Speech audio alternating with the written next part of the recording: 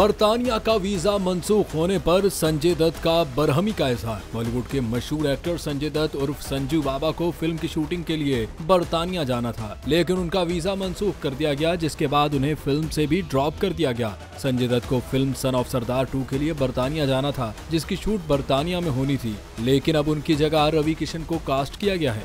उधर संजय दत्त ने वीजा मंसूख होने पर शदीद गुस्से का इजहार करते हुए कहा कि बरतानिया जाना कौन चाहता है, वहाँ तो फसादात हो रहे हैं। अगर मेरा वीजा मंसूख ही करना था तो पहले मुझे वीजा दिया क्यों? ये इकदाम बहुत गलत है। जब फीस की अदायगी के साथ तमाम दस्तावेजाती काम मुकम्मल हो गए तो मेरा वीजा कैंसिल कर दिया गया। संजय दत्त ने मजीद कहा कि मुझे वीजा मंसूख होने की परेशानी नहीं, लेकिन बरतानवी हुकाम ने गलत किया है। मैं कानून का पाबंद शहरी हूँ और हर मुल्क के कानून का एहतराम करता हूँ।